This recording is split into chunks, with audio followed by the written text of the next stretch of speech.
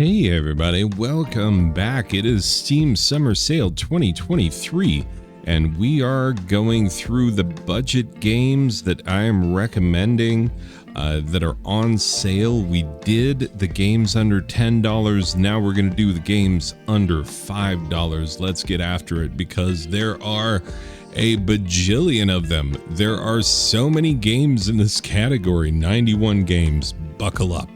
It's going to be quite a bit. First up, Adventure Pals. I love this game. It is so cute. It is truly a unique and uniquely silly action platformer. You have a giraffe in your backpack, and he can help you do different things, grappling, helicoptering, and other stuff. And you pick up other pals as you go along. And it's really some very fun, very silly, very lighthearted, very cute and lovable platforming. This is honestly one of the best platformers in I don't know how long, and it is currently on sale for $3.74. Highly recommended. Oh wait, they made Boomerang Foo? Slight jag. This one's not even on the list. Boomerang Foo. Oh, that's too expensive for Boomerang Foo. You could buy it cheaper than that. It's a really fun multiplayer game. I just took a slight jag because I saw that Boomerang Foo was on there. But that's an under $10 game, and we don't have time for that. Adventure Pals, highly recommended. Ape Out is a Devolver Digital game, and this one is really simple graphics, but very effective. See, you play as this ape who gets out, and there are men with tranquilizer guns trying to take you down, but you take them down and you smash them against the walls. Your character is very powerful. You can use the guards to shoot other guards. Yeah, there's a lot of things that you can do in this game, you know, using other people for your benefit and whatnot. Oh yeah, look at that, using the door to block. There's just so much that you can do in this game, and it's very tightly controlled, very fun, very interesting. You know, the perspective reminds me of the boxing game. I think this is called Boxing. The Activision boxing game for the Atari 2600, that sort of top-down view, but obviously this is a much better game. Anyway, that is Ape Out. It is currently $3.74. Next up, we have Apotheon. Apotheon is a game that, you know, when you talk about art styles, this one right here, it looks like a Grecian urn, and so you are actually playing the game in a Grecian urn, basically. It is beautiful game, and very fun to play. You know, good hack and slash action, good, you know, historical basis, and just very interesting, and a game unlike any other. It is currently $3.74. Aqua Kitty Milk Mine Defenders. This is Defender. If you are old like me, you will remember the arcade game and Atari game and whatever else. It came out on everything. But Defender, back in the day, where aliens were coming through and picking up the little men and trying to take them up to the mothership or whatever, and you had to shoot them and also defend the bases. Yeah, this is that. This is the evolved version of that. But it's got a lot of humor. You know, the main character is a kitty, and so, you know, you are a kitty in a submarine trying to defend all of the cities and you know, from the invading forces. And it gets very frantic as you go along, but very fun to play. It is currently $2.09. What a deal. up next, Assault Android Cactus. This is a twin stick shooter, and quite a good one at that. Let's get into the gameplay. Let's see it do what it do. Yeah, here you go. You got your sort of isometric view, top-down shooter. You were just constantly beleaguered by a wide array of enemies in a shifting landscape. This game keeps you on your toes. It really does.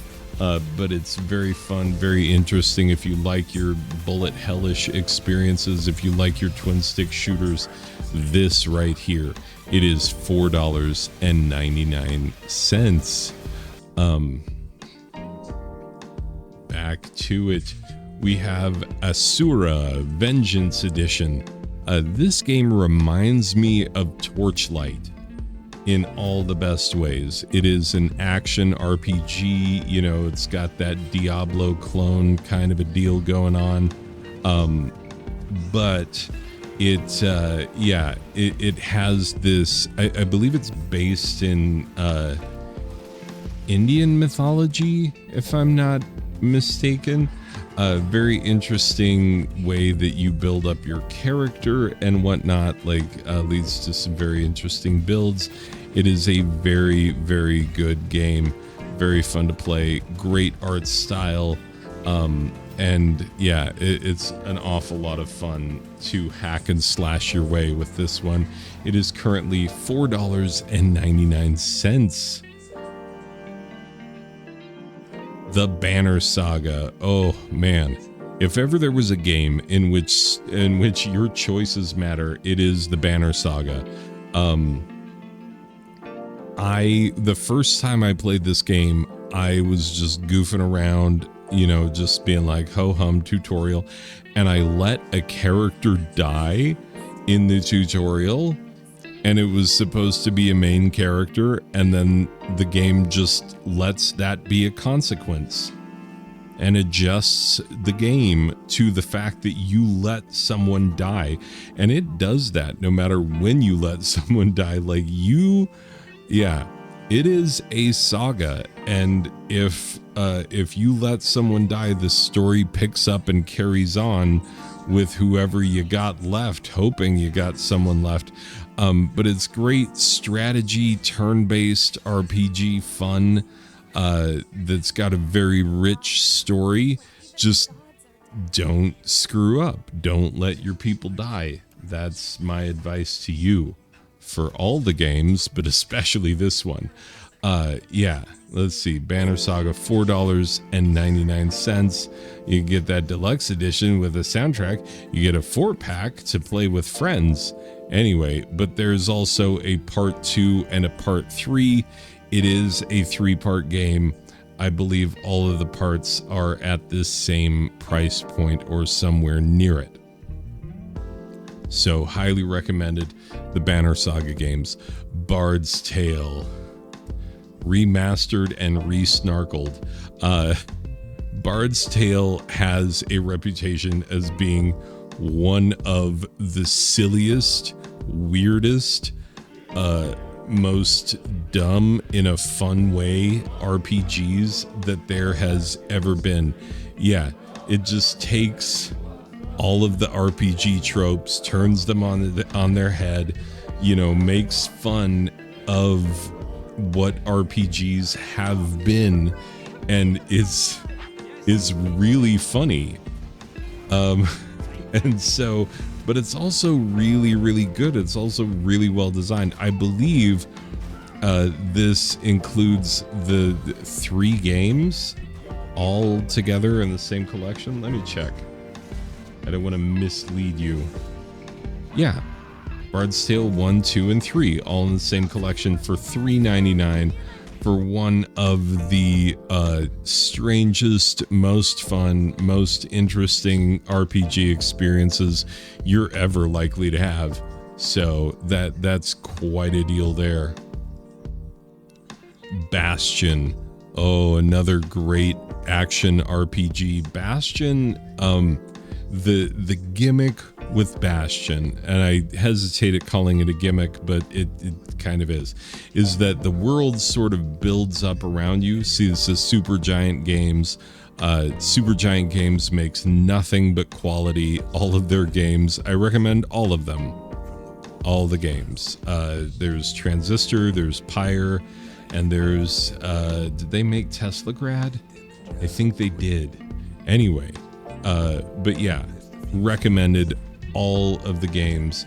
Anyway, yeah, you play as this kid here, Bastion, I believe, maybe, I don't know, could be wrong, haven't played it in a minute, but yeah, you go through, the world around you is sort of falling apart, and so you got to be careful, and there's a narrator who narrates everything that you do as you do it.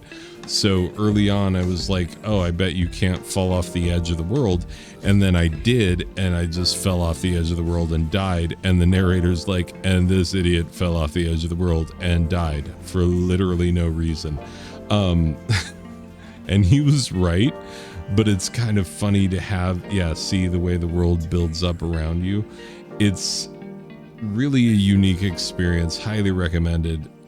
It is $2.99. Okay, Black Mesa. This is fan love like no other. Fans decided they wanted the original Half-Life remade in like modern, awesome graphics. And so they did it. They remade from scratch. They remade Half-Life 1. And so now you can replay Half-Life 1 from the beginning, but with better graphics. And I believe, if I'm not mistaken, they take all of the old sounds from it. So like it still very much has that, you know, Half-Life 1 feel, but with added extra awesomeness because fans got involved. They knew what they wanted. They made what they wanted. And yeah, it's amazing that Valve was like, sure, go ahead. You know, who does that? It doesn't. I wish that more companies would just let other people be like, hey, I made a fan game based on your IC, and like I made it, can I sell it? And then them just be like, yeah, totally, sure.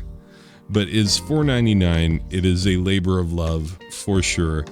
Definitely recommended. Broforce, oh my god, if you like mindless action movies, this is a mindless action movie in pixel art form. Yeah, it's hilarious because there are, like, everyone in this game, all of the characters are bros. And so, yeah, Dirty Brory. Yeah, it's just bros. Everybody is a bro. Ram Bro over here. I forget who this is. Anyway, yeah.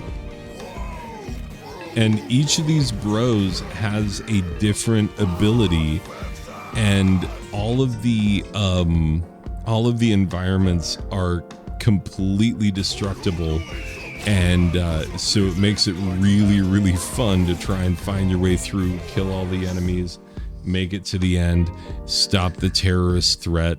It's, yeah, this game has a sense of humor like no other, and it is $2.99. I recommend getting this for you and your homies and playing it all together because, like, it supports cooperative play, and it's very fun for that kind of stuff.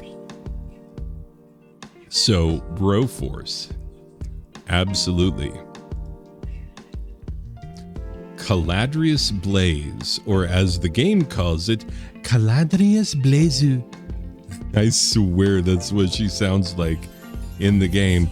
Now, this is a game very much like Akiba's Trip, that has plenty of fan service in it because it's a shooter. It's a shoot 'em up. It's a vertical shoot 'em up, and as like this is all story points and whatnot, anime girls and whatnot, because that is who is doing the shooting. But yeah, as your character gets damaged, her clothes start falling off, but it's her spaceship getting shot, and somehow her clothes are first thing to go. Anyway, kind of a ridiculous way to put fan service into a shooter. It is literally showing none of the shooting. Will you show the shooting so that people know that I know what I'm talking about when I say that this game is a shooter? Could you please, just please, for me, one time? Yeah, see, there's shooting, and also anime girls. They want to emphasize it's anime girls, but mostly it's shooting. Mostly it's shooting. If you like really good shoot 'em ups, this one is $3.99. I love a good shoot 'em up, and yeah, I recommend the Caladrius Blaze. Castle Crashers is a game that everyone should own. It is fun and funny and silly and fun. And did I mention fun? And it's really good at co-op, but it's also really fun to play solo. It's just a really, really good beat 'em up. You know, if you ever played like Streets of Rage and were like, what would this be like if it were more cartoony? This is the answer to that. It's super fun. I really, really enjoy this game. I really do think that everyone should own a copy because it is just that fun. Castle Crashers is currently $2.99. And this is another good one it's good to get for you and your homies because you can play it co-op. Cat Quest. Oh, the ultimate in cute RPG fun. Yeah, just the way that the main character moves, so cute, so fun. It takes the entire action RPG thing and simplifies it down to its most simple elements, and then it fills it with lots and lots of cat puns, way too many cat puns. And yeah, it's a really well-balanced game because all of the dungeons and things, they'll have a level on top and it'll tell you need to be level whatever to, you know, yeah, the little question marks up there, they will tell you when you go in them like, oh, this is a level 15 cave or a level 20 cave. And it's really so well balanced that you really should be at that level before you take on that particular cave or that particular dungeon or whatever. So really nice game, really well balanced, very fun, but also exceptionally cute. It is $4.28. Onward and upward, Cat Quest 2. Cat Quest 2 allows you to play cooperatively because there is a new character. There's the dog. And so it's not just a cat, it's also a dog. And so this one just adds more to the pot, just throws some extra ingredients into the mixture. And of course, the addition of cooperative play makes it a whole lot more fun if you like to play action RPGs in a cooperative sit-down setting. Cannot recommend this one enough because it's really, really good for that. Cat Quest 2 is $4.94. Cave Story. Cave Story is legendary. Oh, there's no video. And it's very small. All of these screenshots will pretend that there's video. No, Cave Story, I don't think you can really get a sense from these images just how story rich and atmospheric and amazing this game is. Yes, it's a Metroidvania, and it's a very good one, but it's also like a really, really great story and very interesting and fun to play. This inspired a lot of games, because this, 2011 when this came out. This is, right when people were really figuring out Metroidvania as a genre, and Cave Story just kind of laid down the path for a lot of those things. So $4.94 for the Cave Story. Really, really good. Highly recommended there. Celeste. Absolutely. People love Celeste. It's going to show you when we get there a cajillion, 67,000 positive reviews, because this is a game about climbing a mountain, pretty much, sort of. There's more to the story than that, and it's really kind of a beautiful story, but this is a very difficult platformer if you want to do all of the things. If you want to get all of the little strawberries and make sure that you find all the secrets in every level and do all the things, then you're gonna have a tough time. If you just want to make it through and make sure that you pass every level, it is much more doable at that level. So it's a game that allows you to choose kind of your own path in how you approach it. And from there, you make your choices in this world of very difficult platforming, precise platforming. It's a speedrunner's dream, but even if you're not a speedrunner, which I am not, very much not, it is still an experience. So if you haven't played it yet, you should find out what everybody's talking about. It is $4.99 and a great game. Highly, highly recommended. Let's see. Let's get this covered up. Champions of Breakfast. This is one that my son plays a lot, because I bought it on a whim. I bought it for the whole family. And are you playing, friend? There we go. Anyway, you play as a toaster, and you're shooting other breakfast food and household type items.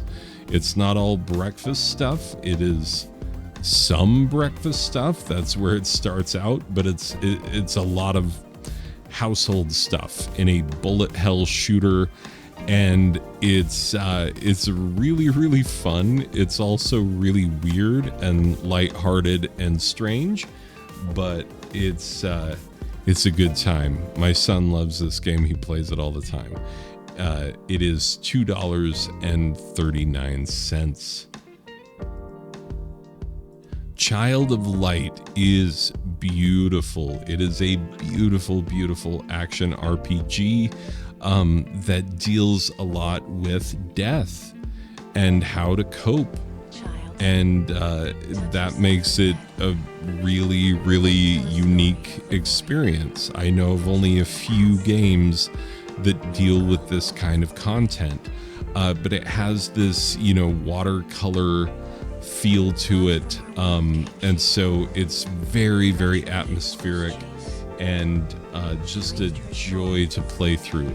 Really, really good turn-based RPG action in this one, but also just a beautiful game to go through. It is $4.49 for the Child of Light. Circle Empires. Circle Empires is a great RTS for people who don't want to get bogged down in the RTS nonsense. Like RTSs, the way that they go and have gone, they sort of favor people who play RTSs competitively and even professionally.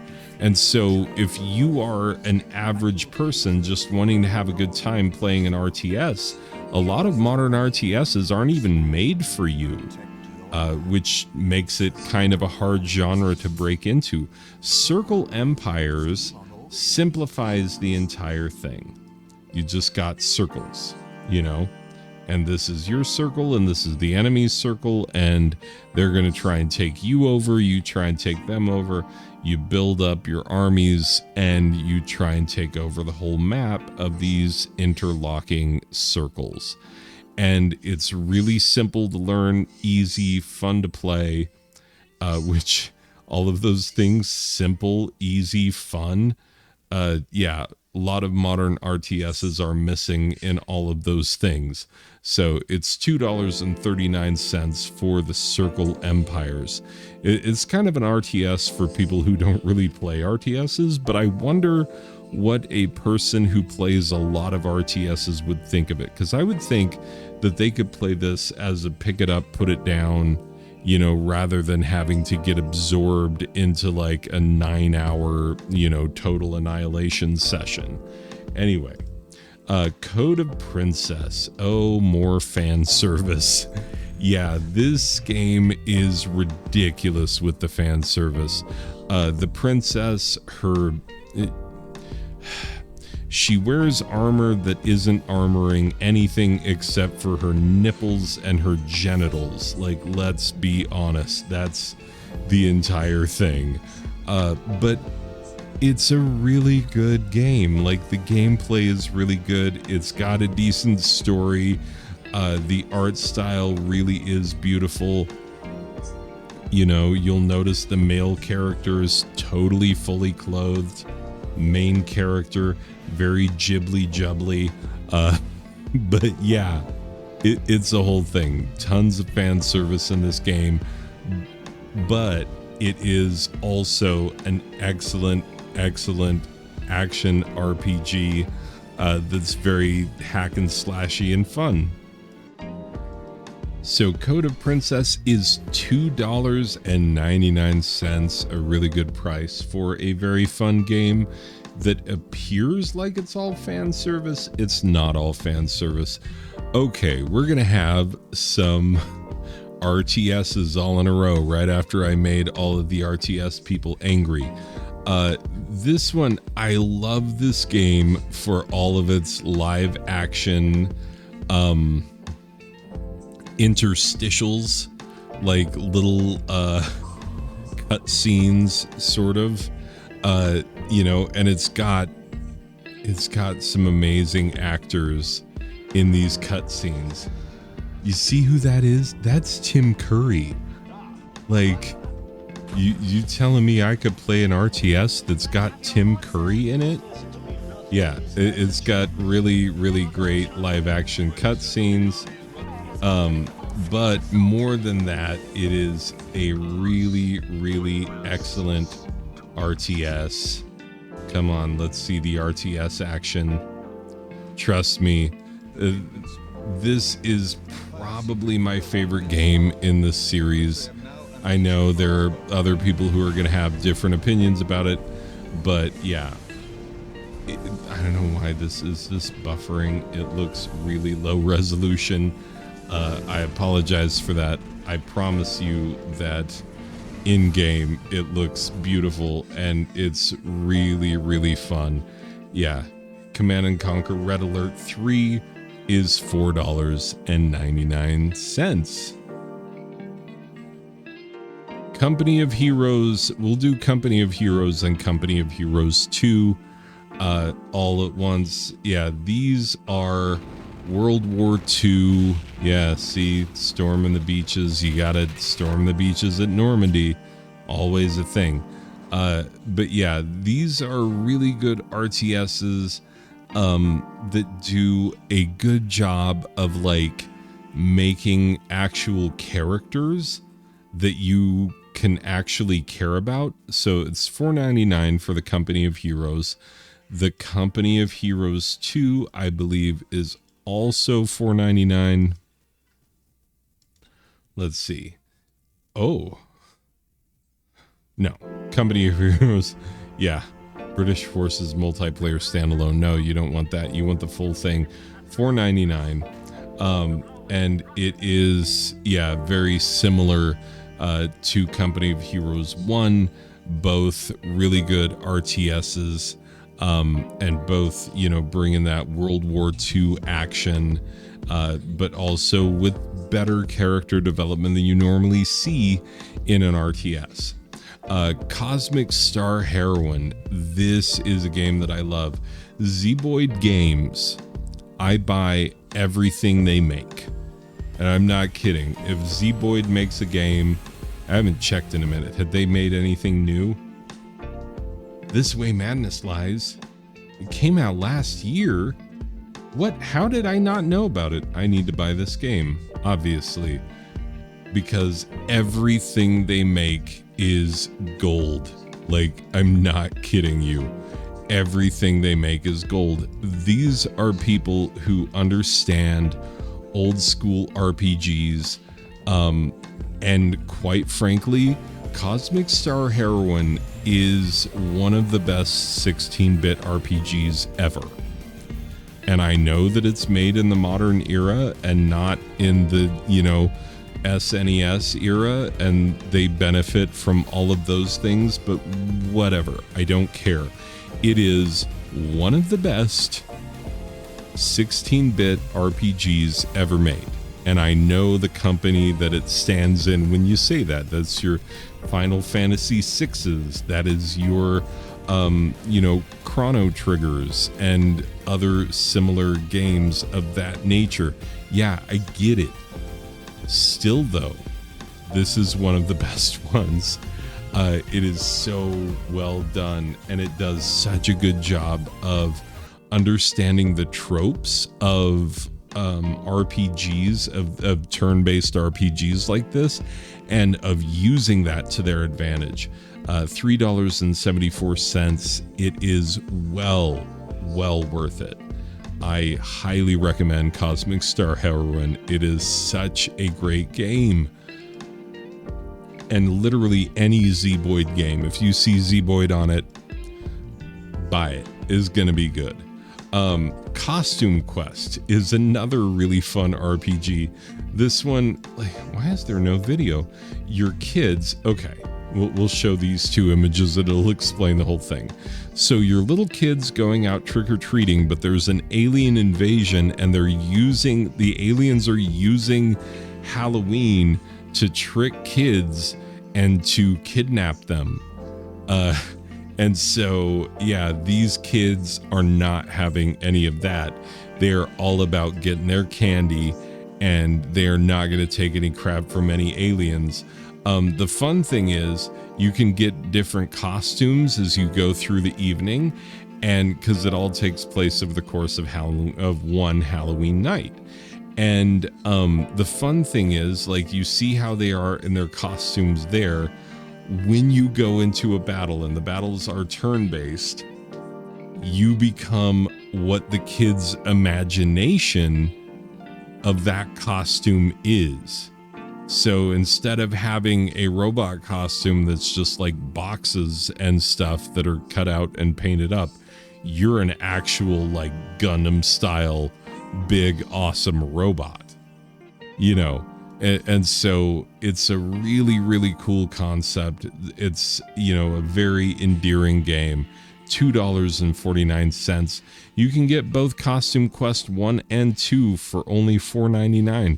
Costume Quest 2, also a very good game. I put this one here because I could tell you about both of them at the same time until you buy the bundle. Crypt of the Necrodancer. I hate rhythm games. I hate rhythm games. I hate them. I don't like them. They're terrible to me. Like, I would rather do just about anything rather than play a rhythm game, except for this mamma jamma right here.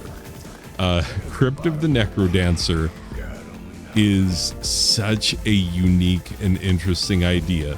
Somebody literally said, like, what if we made a dungeon crawler in which, like, you can only move to the beat and you gotta keep moving to that beat. Yeah, and you can have it play to your own music, which is Really an interesting concept. I haven't messed around with that, but I know that you can do it.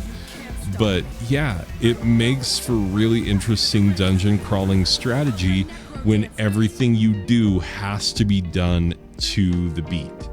So, such a good game. Crypt of the Necrodancer is $2.99 right now. Come on. Darksiders Warmastered Edition. In my under $10 video, I already talked about Darksiders 2 and 3.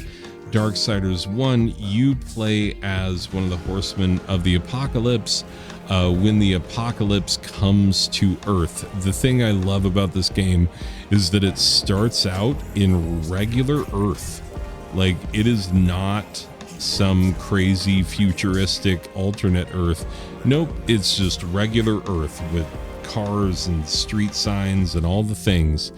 And if I remember correctly, you're a horseman of the apocalypse, and someone is trying to jumpstart the apocalypse when it isn't supposed to be taking place.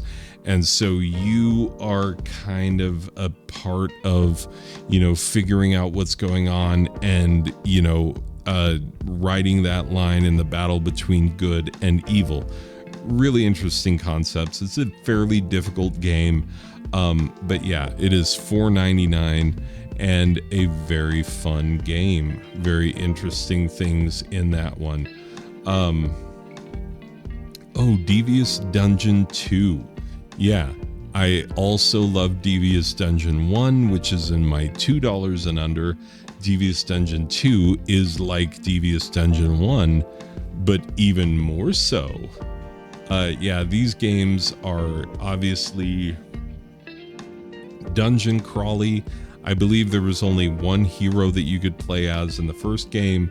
In this one, there are 3 with different abilities.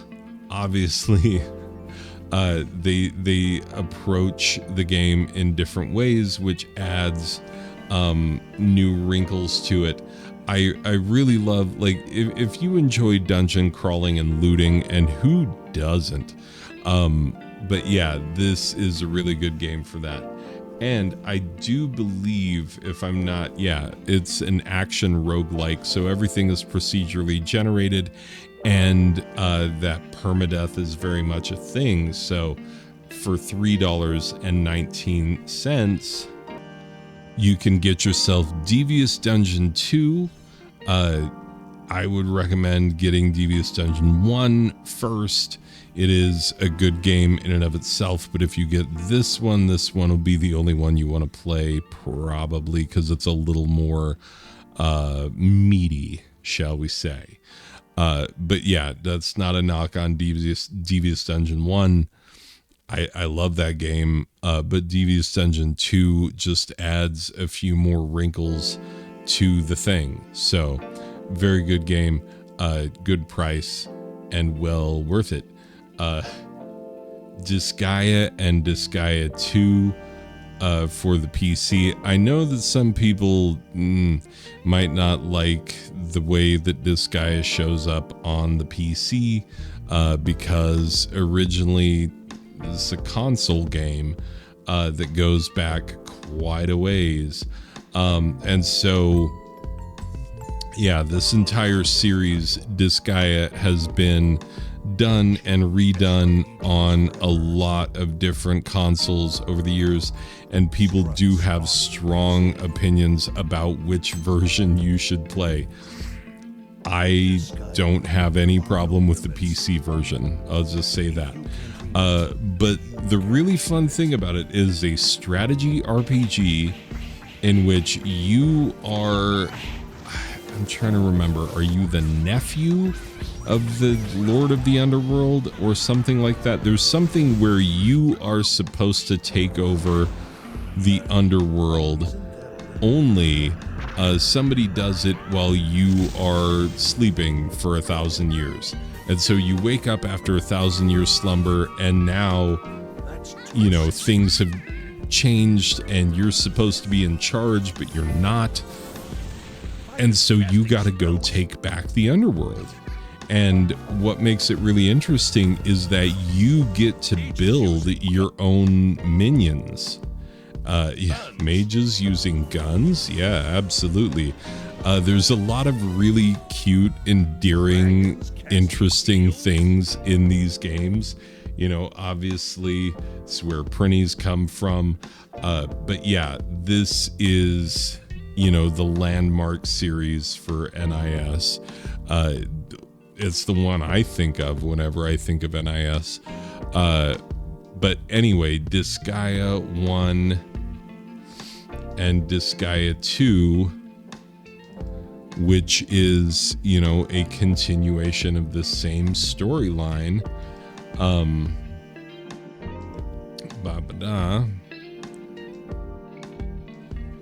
Okay. Anyway, a continuation of the same storyline, and it's such an interesting little monkey because there's really nothing quite like it. You know, you'll see elements of this in other strategy RPGs, but yeah, Disgaea really does the RPG strategy right. And it's easy to learn if you don't consider yourself a big strategy player. This game and its predecessor, see this one, $3.99 for the Disgaea 2 and Disgaea 1 for the PC. Did I show you the price? I better have. Disgaea 1 also $3.99. Does a really good job of teaching you the game as you play it. So if you've got reservations about like, oh, I don't know if I could do a strategy RPG, these games will walk you through it and will help you along the way. Dishonored. Here we go.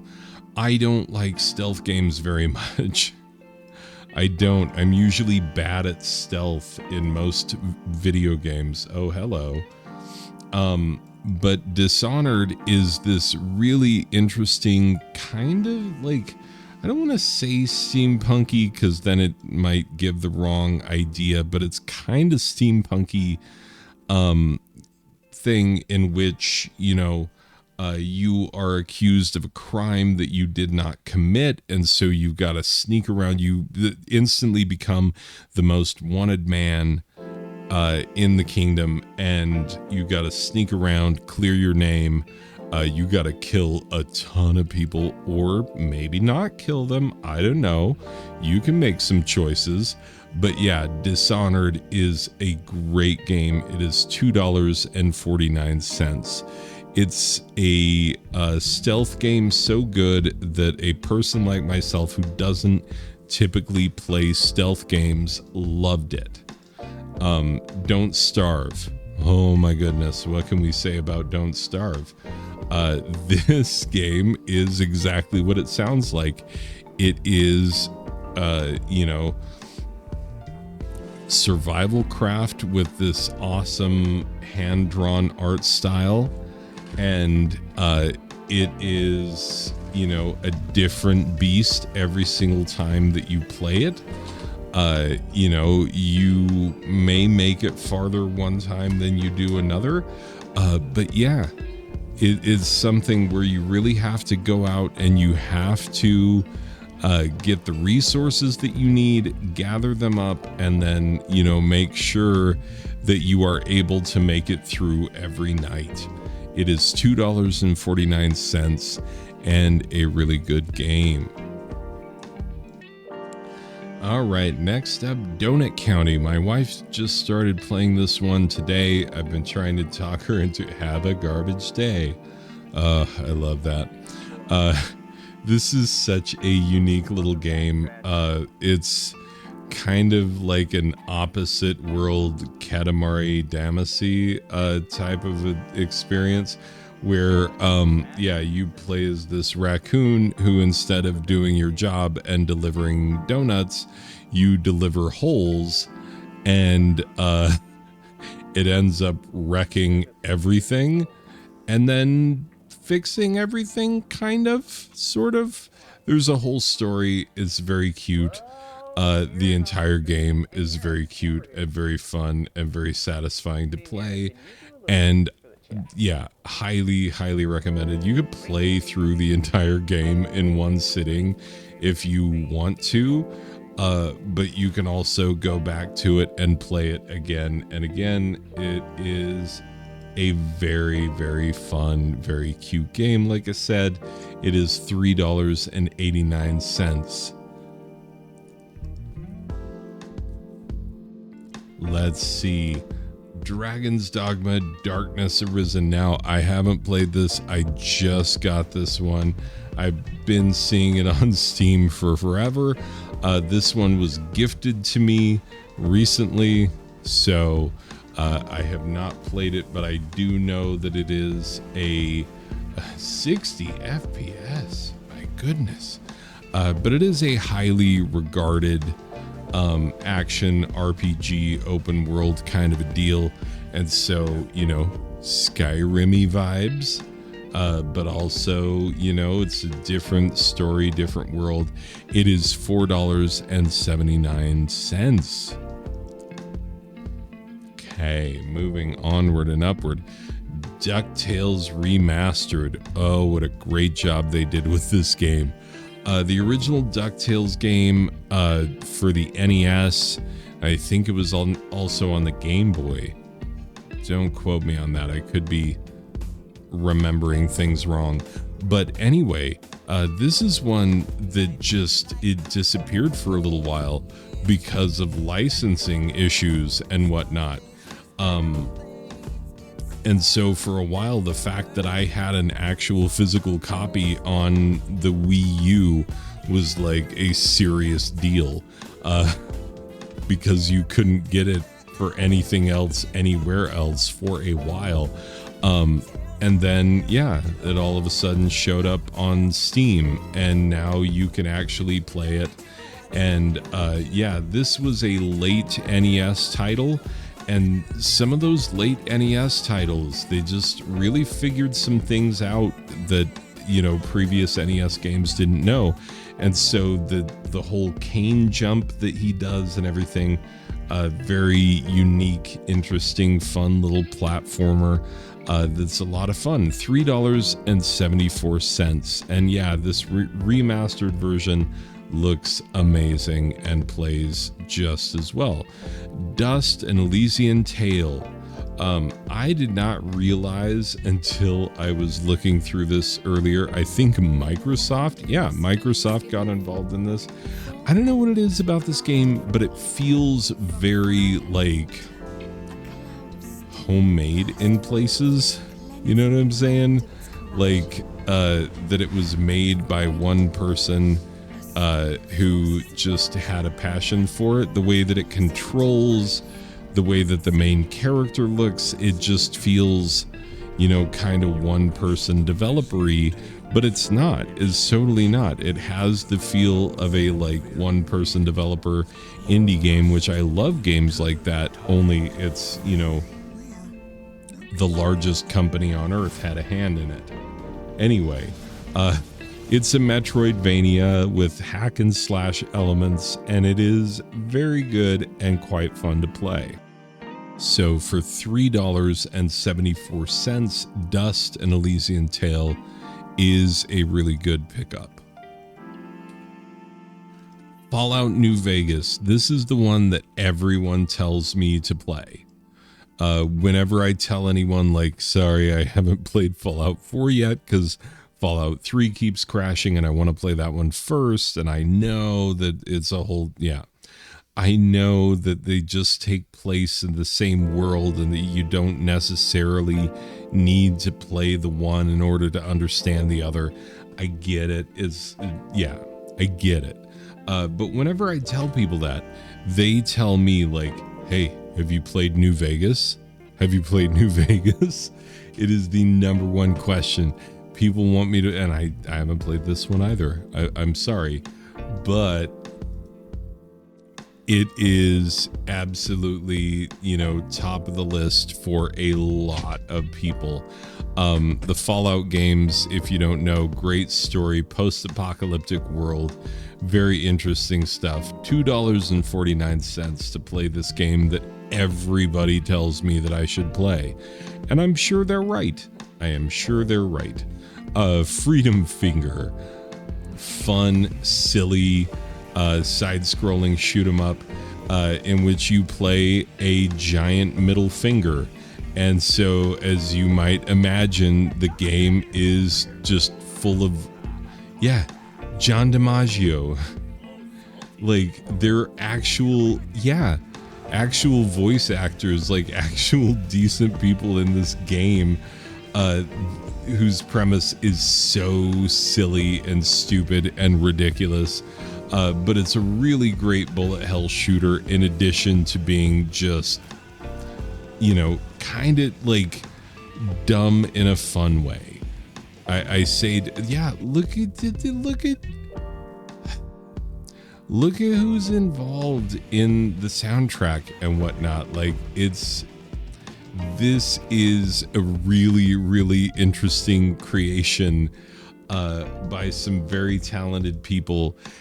And the ultimate package is, it's dumb fun in the best possible way. I mean that in the best way. $4.95 for Freedom Finger.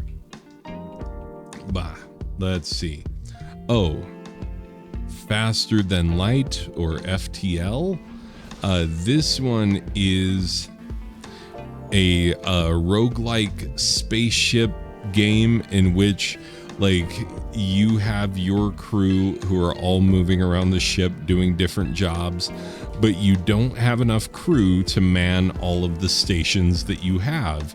And so, like, as you are shooting these other ships, you can be building up your ship, but like, if you have too many things that you don't have enough people to do, you're going to take damage in places, and you have to make very strategic decisions about who to send where and when, and how to balance everything out so that the next time around your ship doesn't get killed and that you can kill the other person's ship. That's kind of the premise of the whole game. It's very well done. People love this game. It's a very simple concept, but they've achieved a great thing here. $2.49 for FTL Faster Than Light. Gmod.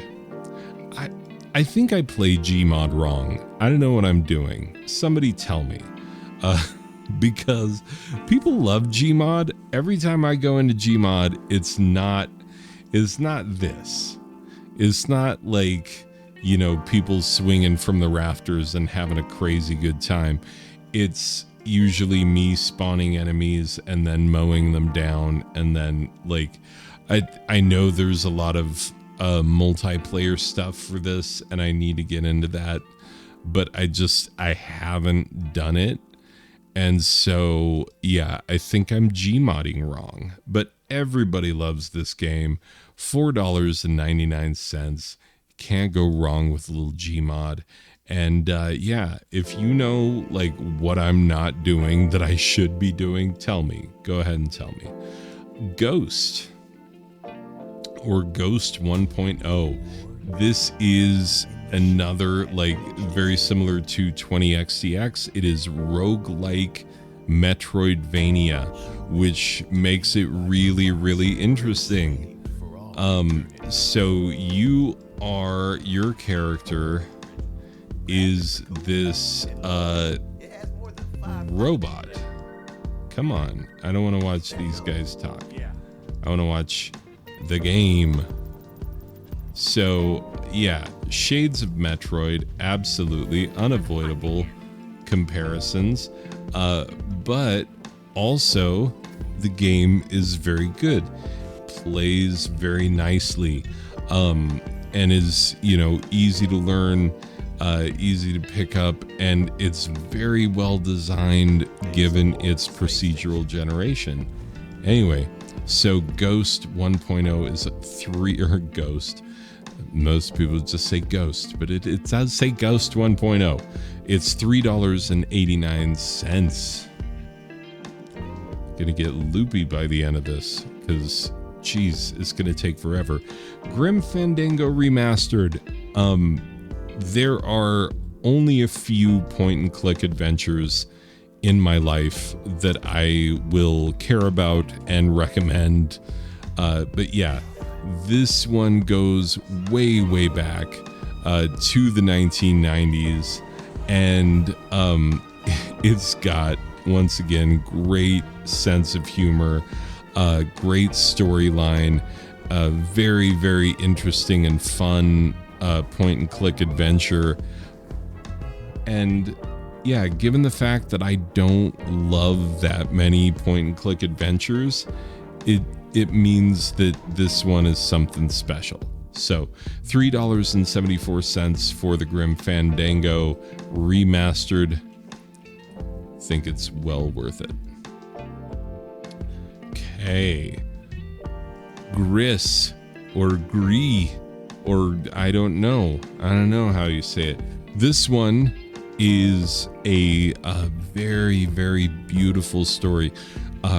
Reminded of Journey for the PS3. Yeah, Devolver Digital, they make good things. You know they do. And yeah, this is one of those games where it's more about the journey than it is about, hitting high scores and killing bosses and whatnot. And yeah, it's an interesting world, interesting story, and a beautiful, beautiful game. $3.74. Let's see, what else? Oh, Guacamelee and Guacamelee 2. Okay. Guacamelee Super Turbo Championship Edition. Yes, there are multiple editions of Guacamelee. This one, I think, is the ultimate one that has all of the DLC, is $3.74. What this game is it's a Metroidvania beat 'em up with Mexican luchador artwork. And it is, very culturally interesting and fun. You don't see a lot of games based in, Mexican art and culture. And given that I live here in the Southwest, where we have a lot of Mexican art and culture, I appreciate it very much. So $3.74 for this one. Yeah, this game is all about, really intricate combos that you have to pull off to defeat these massive numbers of enemies, and you're flipping between a light world and a dark world. There's just a lot that goes on in this game, and it's a whole lot of fun. It can be frustrating at times because it is, reasonably difficult. Guacamelee 2, which there's also DLC. I don't know if we're up to a Super Turbo Ultra Championship Edition of Guacamelee 2 yet, but it is a continuation of the first, adds a lot of new game mechanics, new bosses, new dangers, new challenges, and just makes for a very, very interesting game. A lot of insanely hard platforming in the Guacamelee games, not gonna lie. $4.99 for Guacamelee 2. I recommend both games, both very good. Gurumin, A Monstrous Adventure. This one is a hidden gem of... What did Gurumin originally come out on? I forget. But it goes back a ways, 2015, whatever was out in 2015. It was a hidden gem on whatever console it was back then. Sorry that I don't remember. But anyway, yeah, people who knew this game really loved it. It's a really interesting take on the whole, 3D platforming action RPG adventure thing. You're a little girl, you got this sort of lance, and you're making your way through the world, collecting things, beating up enemies, and making your way forward. $2.99 for this hidden gem that is very much beloved. Let's see, Hero Siege.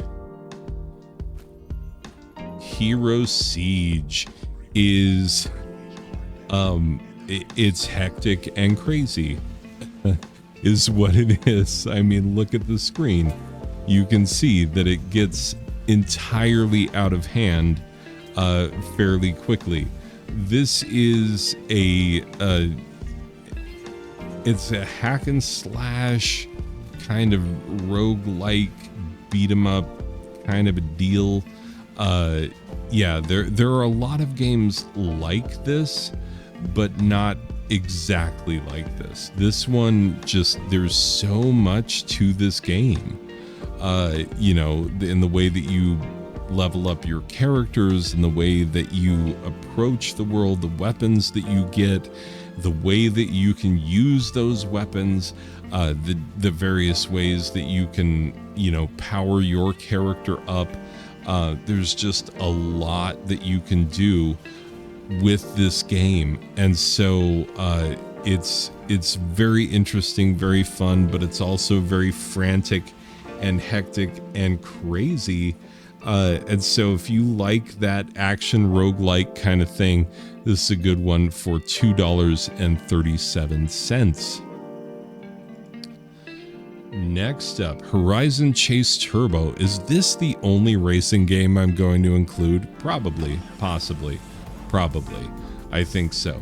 This is the racing game that I love more than any other. It has that awesome, like 1980s, 1990s outrun kind of a vibe. And it doesn't shy away from the fact that it is very much, it is not at all, like racing simulator. It is all about arcade style fun. You can play this co-op, you can play this solo. There are a ton of things to collect, and so there's a lot of replay value, a lot of cars to unlock, ton of fun things like that. It is $3.99. Okay.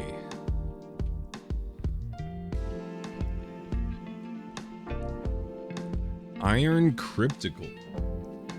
Iron Cryptical is the sequel to Iron Fistical. These are arena-based twin-stick shooter dungeon crawler games, and they are so very much fun. It is all about going in. Yeah, you can play this co-op. I've never played it co-op, but you get dropped into these dungeons and you are very much like Gauntlet. This is the sort of roguelike version of Gauntlet. If you know Gauntlet, the much beloved arcade series. Yeah, it's very much like that. There's a ton of power-ups, a ton of enemy types, a ton of bosses. There are shops and stores, and there are roguelite-ish elements in that there are power-ups that you can purchase for your character that are permanent, and then there are some that will only last in the level that you are actually in. And yeah, this one takes the Iron Fistical formula and just adds a lot to it, throws a lot more things in the pot, especially that cooperative play. And it's a very, very good game, very frantic and fun, a lot of good fun twin sticky shooter, and it is $2.99. Love me some Iron Cryptical. Islanders. This is not a game that I have ever played, but my wife loves this game. She has poured hours and hours into this game. You get put on an island, and then you need to design the settlement on the island. And as you place things in an advantageous way, you get the opportunity to place more things and more things and more things, and there are ways to optimize every single island, and you need to hit a certain threshold to be able to pass the level and move on to the next one. So all these, you know, +1, +1, +2 for the placement of things. There is an optimal placement for every piece on here, and there are some places where if you try and put this down here, it might be minus this much over here and plus this much over here. You have to strategize about where to place every little thing in such a way that you get the maximum benefit from the placement. And so if you like puzzle, strategy, city building type games, this is all of those things rolled into one. It is $2.99. Very nice, casual, building, puzzling, interesting type of game. So if that's the kind of thing that you like to play, highly, highly recommended. Just Cause 3. Just Cause 3 is, you know, the Just Cause series in general they watched what Grand Theft Auto did, and they're like, okay, cool. How can we take that same open world concept, and instead of, you know, gangsters and whatnot, we are going to have like military coups. We're going to like overthrow the governments of small nations. And basically what they ended up creating is a game in which you can do, you know how you're watching like, you know, those mindless action movies that where, you know, the physics do not add up for every little thing that they're doing. Yeah, this game is that. You get to do all of the stupid, crazy physics things, and it's open world. You can play the story, or you can just steal jets and jump out of them at full speed and find out what that's like, you know. The game tries to not limit you in terms of what you can do, and it's highly recommended just because of how much you can do in the game. $2.99 for Just Cause 3, and it's a good pickup. Knights of Pen and Paper. This is a game in which a group of friends are playing D&D, basically. I don't know if they can call it D&D in the game, but they're playing a pen and paper role-playing game. But the fun thing is that as the narrator narrates, you know, they're all seated at this table, but they get moved around in the magical world in which everything is taking place. And so you'll see everything happening behind the dungeon master here. And it's really a unique and interesting vibe because it acknowledges that, like, oh yeah, you're using your imagination a ton when you're playing these D&D type of games, which is true. But it also shows how, like, very realistic it can be to be playing D&D and to find yourself just immersed in the gameplay, even though you're just sitting down with a pen and paper and some friends and a couple of core rule books and making it happen. $2.49 for the Knights of Pen and Paper, a very fun game. La Mulana. This is a remake of a much older game. You know, it goes back to the days of like Montezuma's Revenge on the Atari, which was in and of itself a very good game. But yeah, La Mulana here, let's come on. Skip, skippity skip. Yeah. La Mulana, you know, you're playing this archaeologist type character, making your way through ruins and whatnot. Might sound very similar to Spelunky. That's because it is, but also it is not without its own charms. And obviously, because this is a remake of a much older game, it makes it an interesting title as well. And so La Mulana is very fun, you know, dungeon crawly experience. Recommended highly. People love this game. It is $3.74. All right, Max Payne. And not just Max Payne, but also Max Payne 2, because you can get both of them in a bundle for $4.49. That still keeps you under the $5 limit.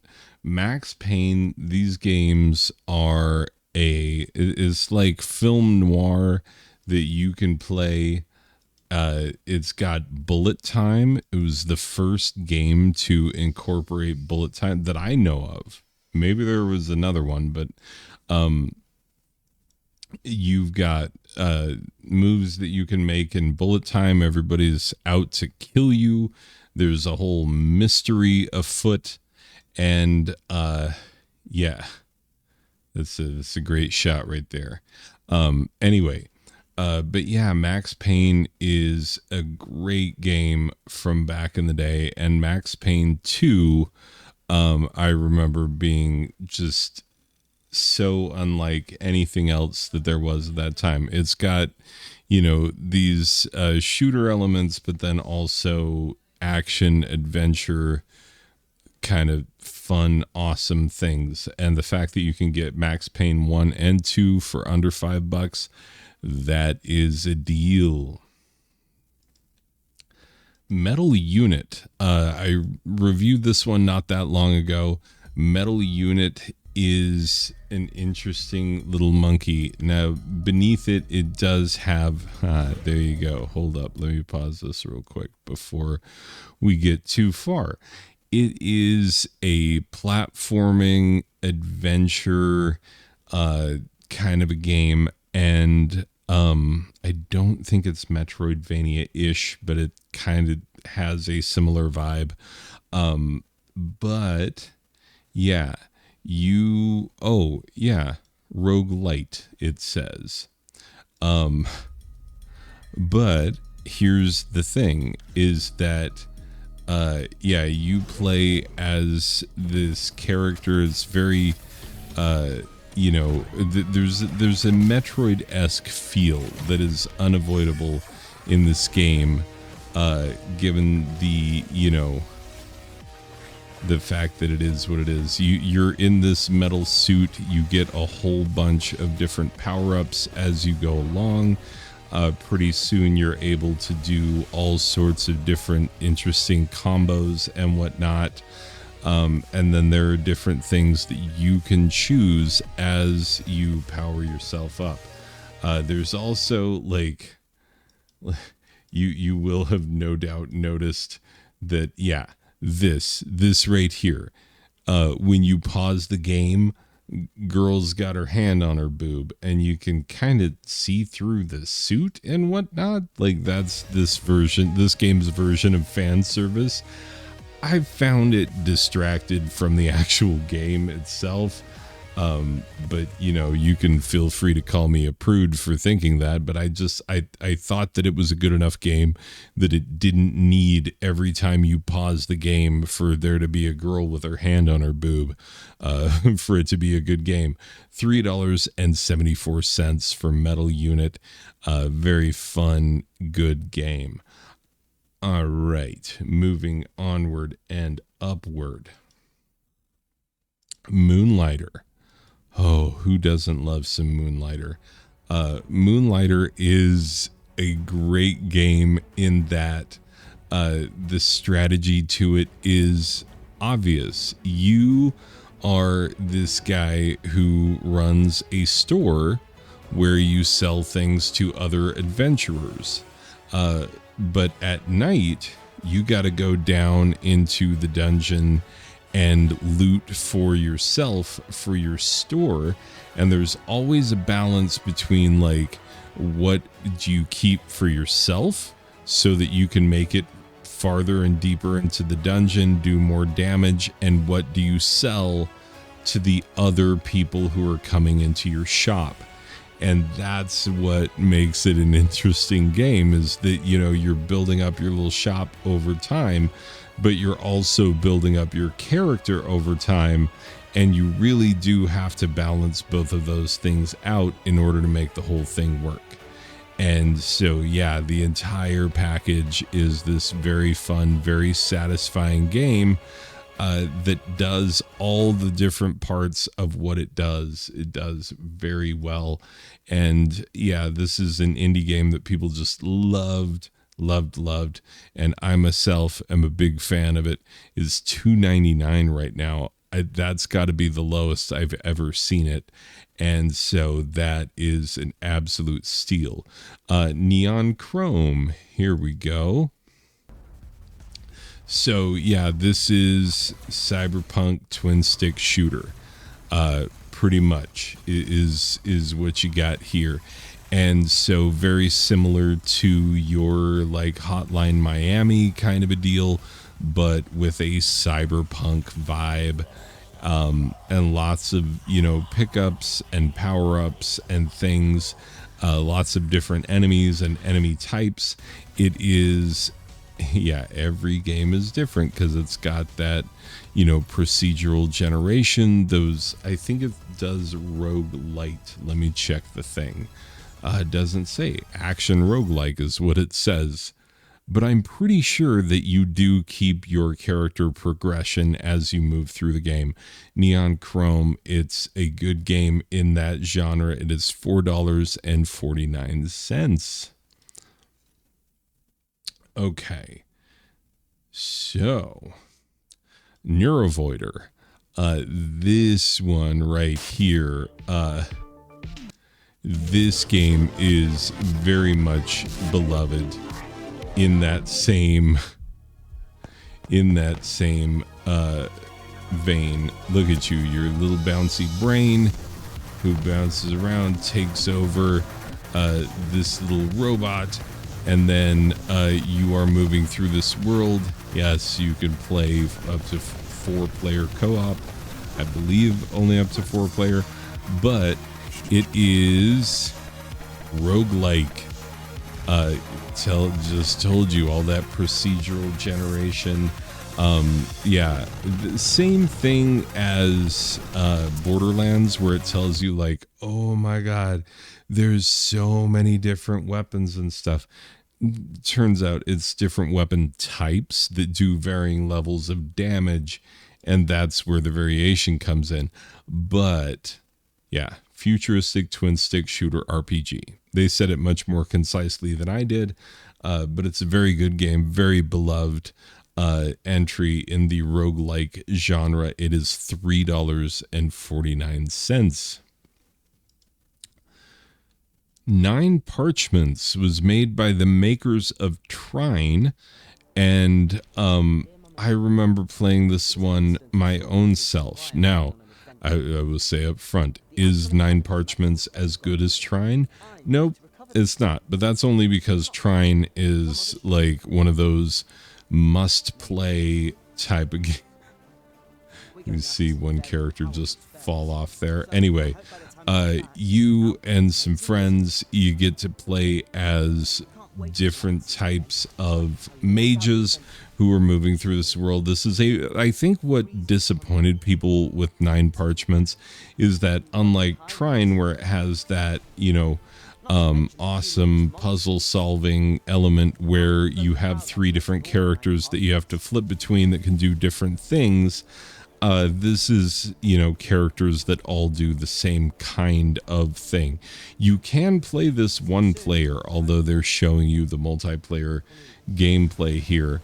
And I think the fact that there is much more straightforward RPG stuff and not as much, puzzle solving and whatnot.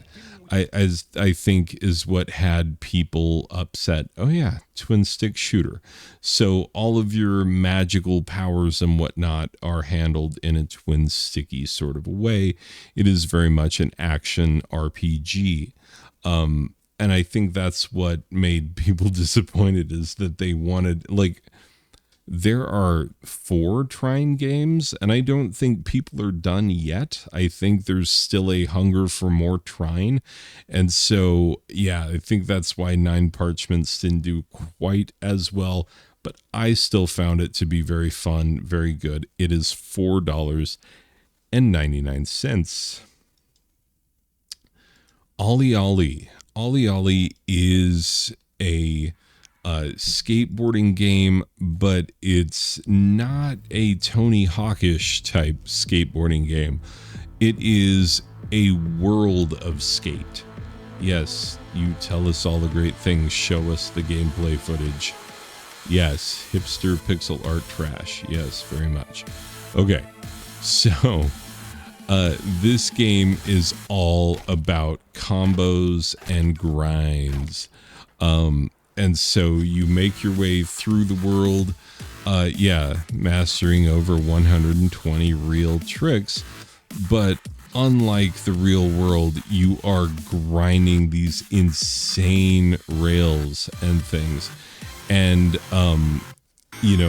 powering yourself through each level as you're making your way through this world of very interesting things to grind on. So ultimately what it is it's a platformer that is very, very unique in that, you are skateboarding and you have to learn the moves in order to make your way through this world of, switch, big spin, heel 180. Yep.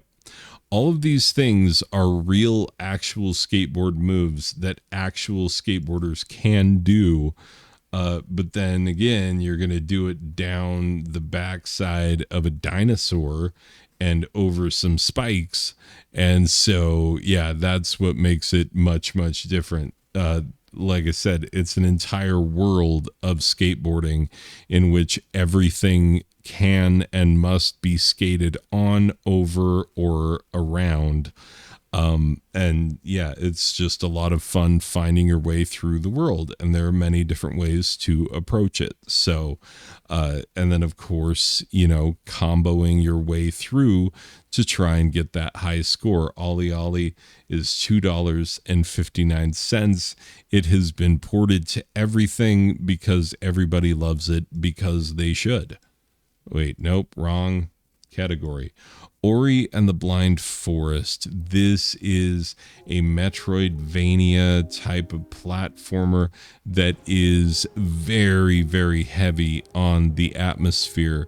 It is a beautiful story that is designed to tug at the heartstrings, as you can see here. It is very, very cute. And this is the first of the 2 Ori games. They're both very, very meticulously crafted and beautifully made, and are a unique gaming experience. Because, it's funny, because everybody's had to step their game up, because it's not enough anymore to just have interesting gameplay mechanics. You also need a great story and great character design and interesting artwork and good music and stuff. And these developers are doing it. They're doing it all. And so this is another great game that has all of these different elements combined. And it makes for a very, very fun gameplay experience. It is $4.99. I didn't even look to see, Ori and the Will of the Wisps. I should have put that on my $10 and less, but I don't own this one on Steam yet. I own it on the Switch. So maybe I should get it on Steam during the Steam sale.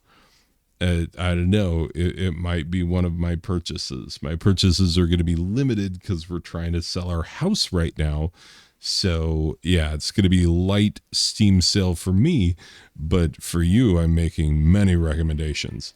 Phantom Breaker Battlegrounds. Yeah, we are recommending this one because, you know, Skullgirls has, like, people are upset about what has happened with Skullgirls on Steam. Yeah, so this one, I guess, you know, it's a difference because this one is a beat 'em up, and you know, Skullgirls is a 2D fighting, you know, type of game. Similar, but not exactly the same type of games. But yeah, this is a very fun game, you know, chibi girl art style. Lots of different enemy types, lots of different characters that you can play as and move your way through the world, beating up all sorts of different enemies, and then picking them up as coins like it's Scott Pilgrim, which is very, very satisfying. It's a really fun game, and it is $2.99. Okay. Pikuniku. Pikuniku is a unique platformy kind of puzzle solving. I think puzzle solving is mostly what it is. It's kind of hard to pin down. It's a unique little gaming experience. You play as this red ball with long legs and no arms.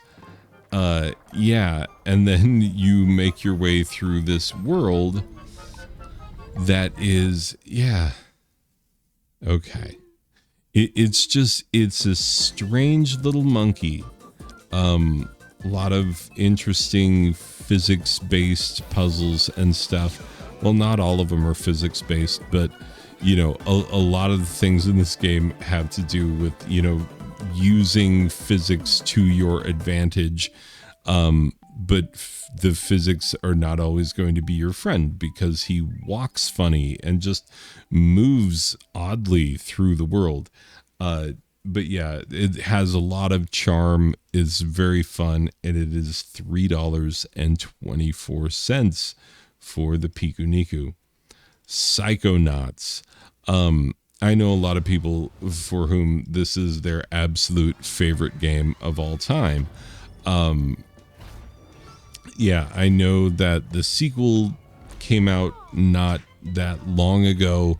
The much awaited sequel came out not that long ago, and that people are going nuts about that. If you, like me, didn't play this one because it was on consoles for so long, and I didn't have the consoles that this game is on, because I think it came out on the original Xbox.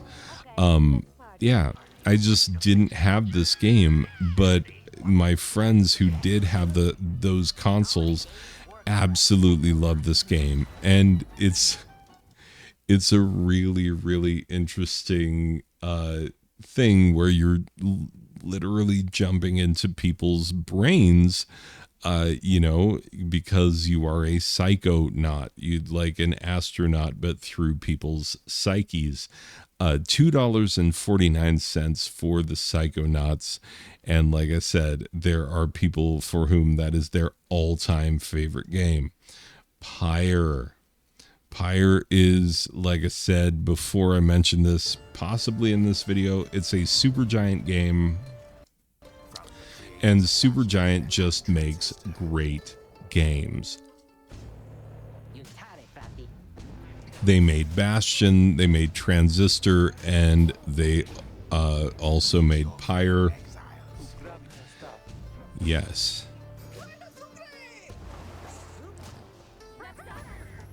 Oh, I think it has its own little video game language. I love it when they have fake video game languages. Anyway, regardless, this is an RPG. And you're moving your way through this very strange landscape. and fighting your way through.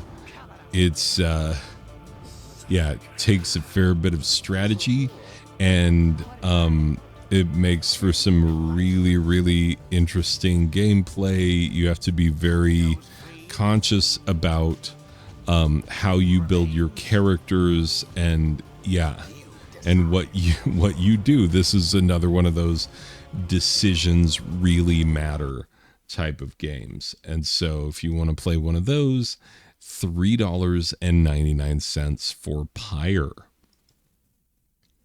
I feel like a lot of people know about Bastion, but maybe not as much about the other Supergiant games that are also quite good.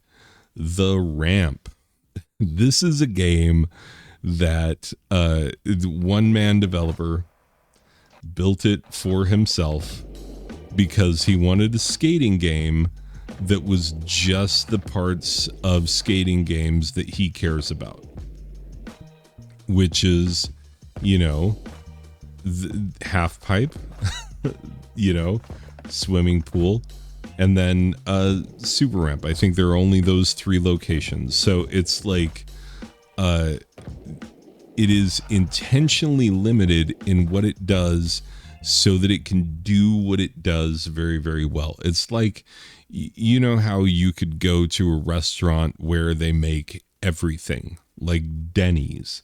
They make breakfast, lunch, and dinner, and it's all acceptable, but it's not like any one part of it is amazing. The Ramp is like a restaurant where they only do a few things, but they have focused on those things until they absolutely work exactly the way they should, and they're amazing and delicious. This is that game for skateboarding. And so it's, it is ollies and grinds and grabs, and pretty much that's it, just actual skateboarding tricks, and that's it. And you're chasing high scores and stuff for your own benefit, and there are different things that you can do. These are the 3 locations. You've got your half pipe, you've got your swimming pool, and you've got your super ramp. And the developer is like, designed for skateboard loving people, pure flow, no extra fluff. So it's just what it is, and nothing more, nothing less. It just does what it's supposed to do, and it does it incredibly well. It is $2.99, and it is a whole lot of fun to play. It is one of the greatest pick 'em up, put 'em down games ever, because whenever you pick it up, it is so intuitive that you will immediately remember, like, oh, okay, I remember how to do all the things. And then you just start hitting those combos. And it's, it's all of the cool things about those early Tony Hawk games without all of the crap that came along with them, so it's just the skateboarding. It's not any of the other crazy stuff. It's just the skateboarding, and that's what makes it such a fun game. And for $3, absolutely, I've had a lot of fun with the Ramp. Okay, Regions of Ruin. Regions of Ruin is okay. It's an RPG in which you are building up your own little outpost to try and withstand the enemy hordes, basically, is kind of how it starts out. And so you're trying to build your settlement up bigger and bigger, but also you are going off on adventure and, killing enemies and whatnot. But you can't neglect, your own realm, because otherwise, it could get taken over while you're away. And so you have to build up, and you have to balance out, the world building aspects of it with the exploration dungeon crawling aspects of it. And so it's a really interesting balance, and very, very fun to play. Highly recommended at $2.99 for Regions of Ruin. We're getting there, people. Don't worry. We're in the R's. We'll eventually reach the end of this list. We're at an hour and a half right now. How much longer can we go? Let's find out. Rogue Legacy. Rogue Legacy is such a great idea, because when roguelikes started coming out and becoming a thing, someone had this idea, and it's such a great idea, is that when your character dies, it's not that same character that comes back, because that doesn't make any sense, and so in the world of roguelikes and roguelites especially, to have the same hero show back up and try and run the same dungeon again doesn't make that much sense. But this one, it's always, it's the child of the character that died who is coming back and trying to, do what his father couldn't do. And so every new hero is born with new abilities and strengths, but also weaknesses. He could be colorblind, and so you have to play the game, and it's, all of a sudden it's colorblind.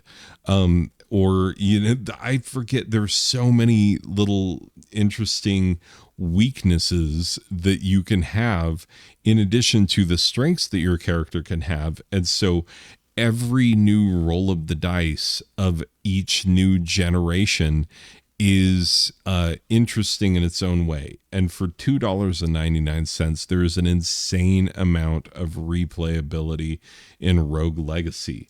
Salt and Sanctuary.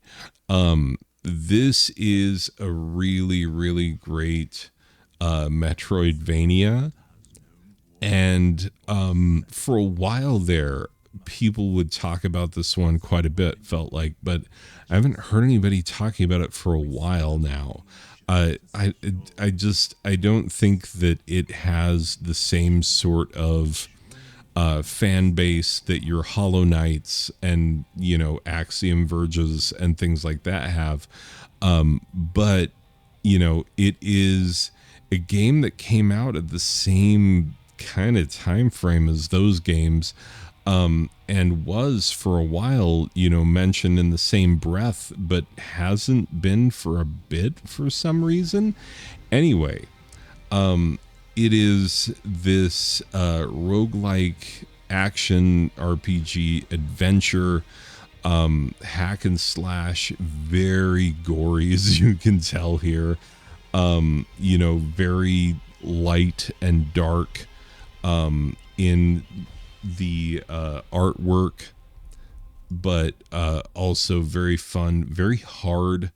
Says Souls-like, and I think that's why maybe it doesn't get as much love, is because when you say Souls-like, what you mean is, oh, it's really hard, and it is. But if you like roguelikes and you're looking for a challenge, $4.49 for Salt and Sanctuary. Making our way. Shadowrun Returns. If you know your Shadowrun, legendary isometric 16-bit RPG from the SNES and Sega Genesis years, this is there was another game that was made in the Shadowrun series that people hated. This is the one that people like. So it is a turn-based strategy RPG in this cyberpunk world. But back when the first Shadowrun came out, cyberpunk wasn't even a term, I don't think. It may have invented the genre, or was at least an early forerunner of the genre.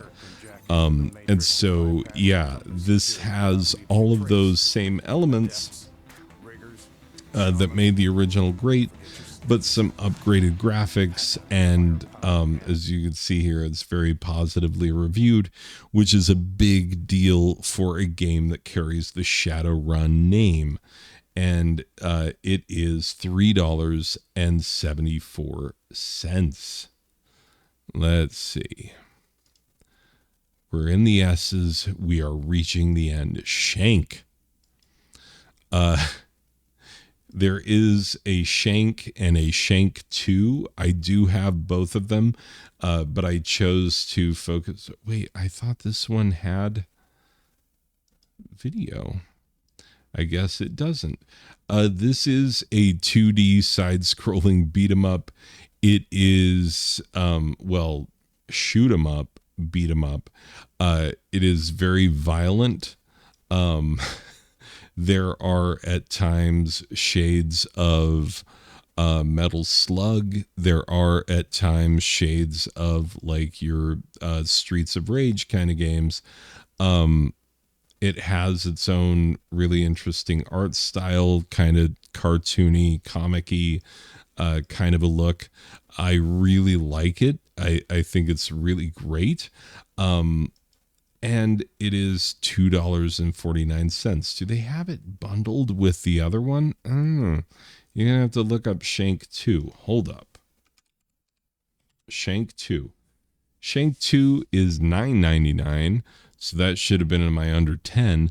But yeah, Shank, play the first one. $2.50. See if you like it. If you do, which you probably will if you like beat 'em ups, then maybe pick up the other one. Anyway, Shotgun Farmers. This is a great answer for if you are like me and you have kids who want to play the same shooting games that you play, but you're like, oh no, it's kind of violent and whatnot. This is a great choice because every missed shot in the game grows another gun, and the guns are all like crops on a farm. And they each have their own power-ups and whatnot, their own abilities. You know, you got shotguns and pistols and grenade launchers and flamethrowers and all the things, but they're all made out of vegetables, and so it's a little more lighthearted. It's not as blood and guts as a lot of shooters are.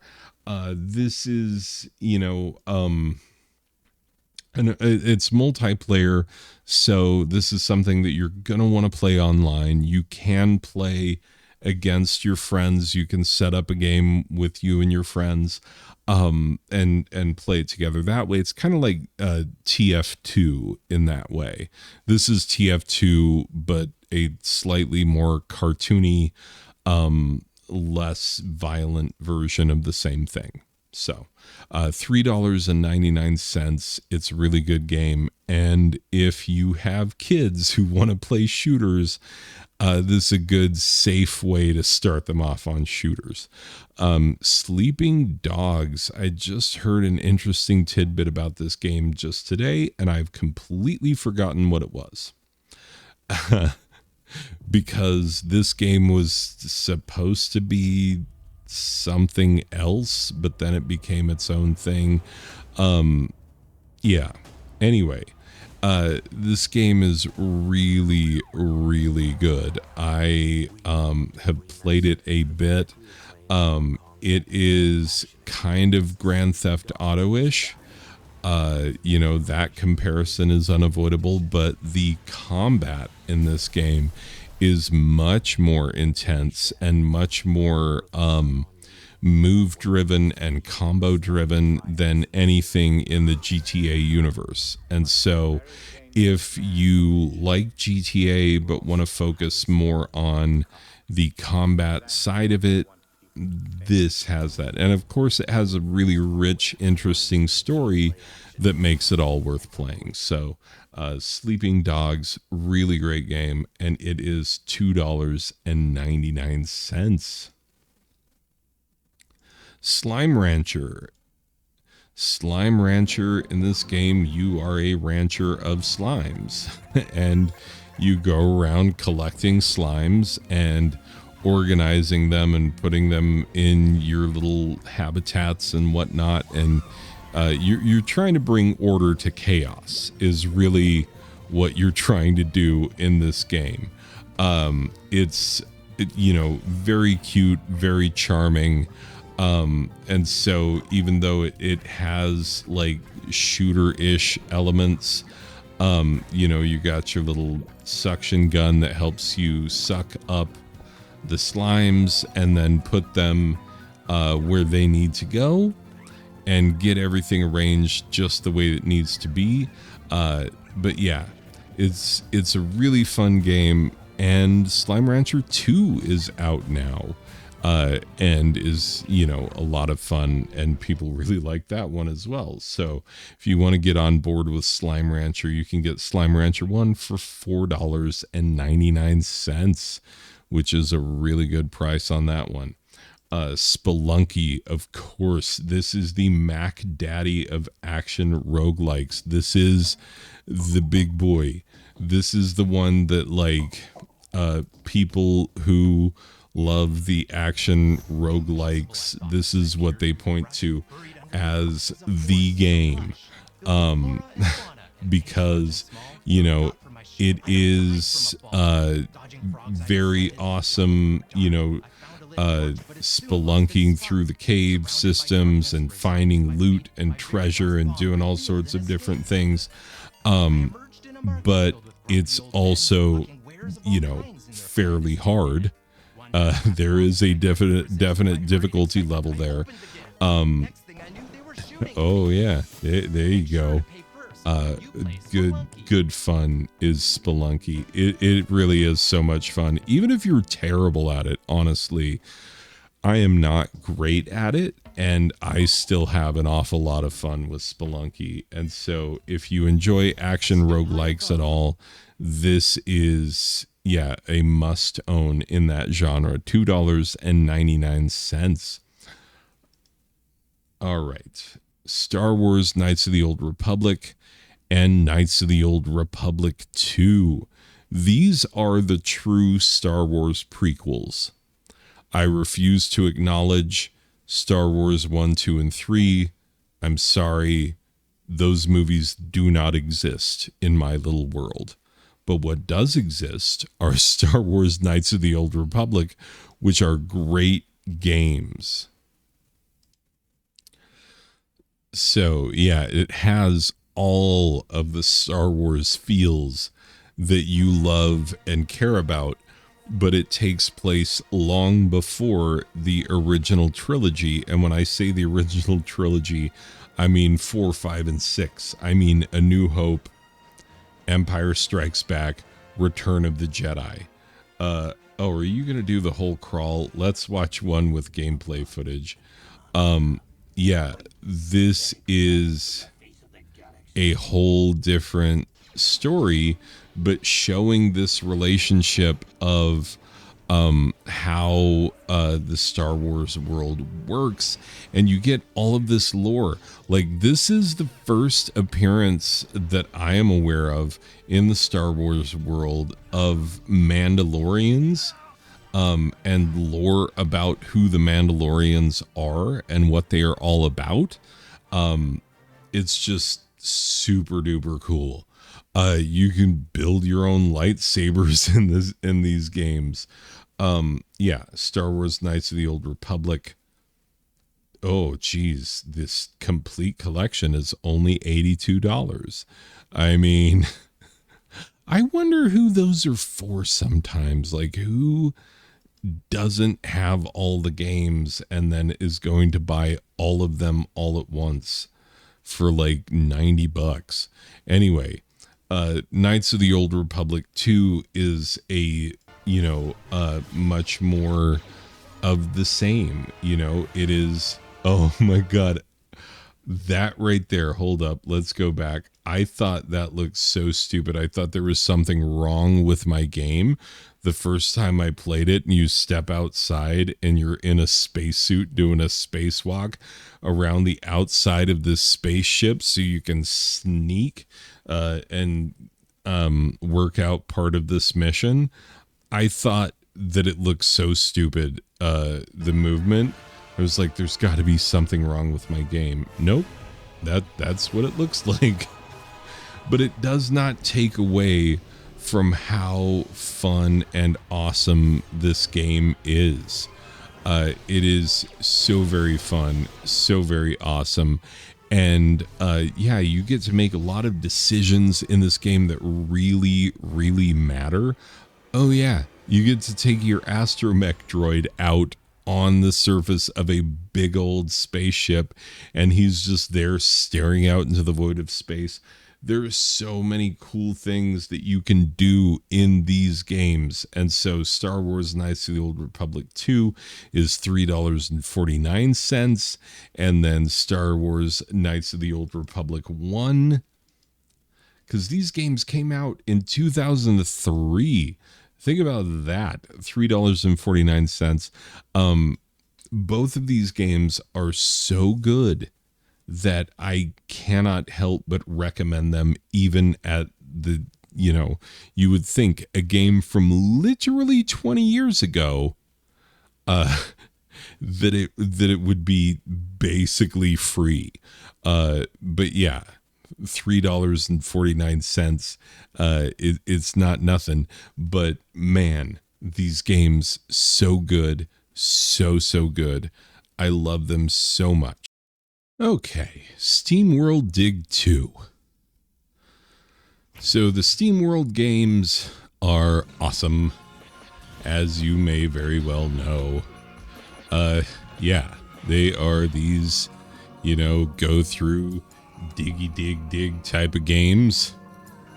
They are all each a little bit different from each other. There are 3 Steamworld games as far as I know. They're all really, really excellent. Shades of Boulder Dash, if you remember that excellent game from back in the day. Yeah, you go in, you collect awesome things, you sell them, you power yourself up, and then you go farther, deeper, better next time. So, yeah, that's kind of the game, as you can see there. Metroidvania, very awesome, very fun. $4.99 on the Steamworld Dig 2. Sundered Eldritch Edition. I just reviewed this one. This is a Roguevania, you know, the mythical combination of a roguelike and a Metroidvania. Which means that somebody did an awful lot of figuring out how levels go together. And very much like how in 20XDX, the procedural generation is done in chunks, so that, you know, different pieces fit together with different pieces so that it all feels like a composed whole. Yeah, this is very much the same thing. But it does have an interesting story, and it's H.P. Lovecraft Metroidvania roguelike. So if that sounds like something that you'd like, it is $4.99. Okay, we're almost there. Terraria is Terraria. It is 2D Minecraft with boss battles. Pretty much. Kind of. Sort of. Anyway, going underground, mining, collecting, killing lots of things, making your character the way that you want your character to be, and then making your way through the game. You can play solo, you can play cooperatively. I have put almost no time into this game whatsoever. My family has put hours and hours and hours worth of time into this game. So yeah, you're taking this on their recommendation more than mine. But they love this game very much, and it is only $4.99.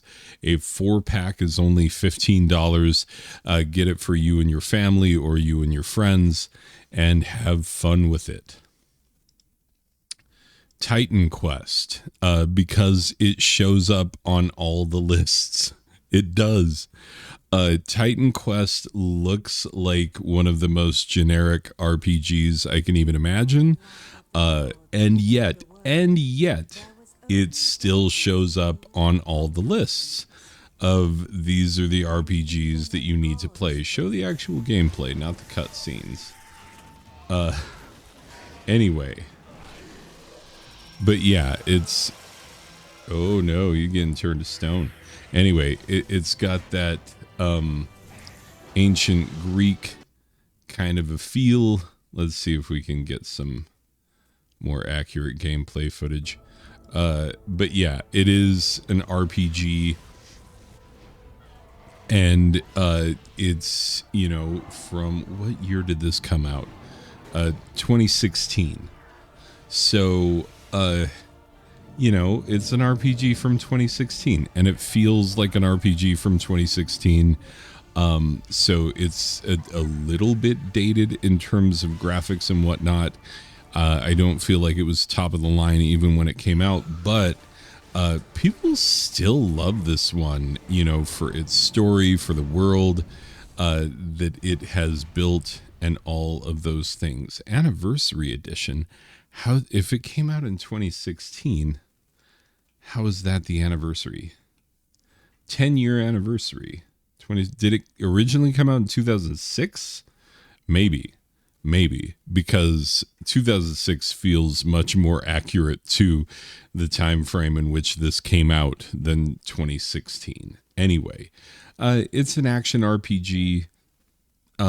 It's, you know, if you like action RPGs, I feel like I'm underselling it, but I'm 2 hours into this video, so I'm running out of steam, pun intended. Ha ha ha ha ha.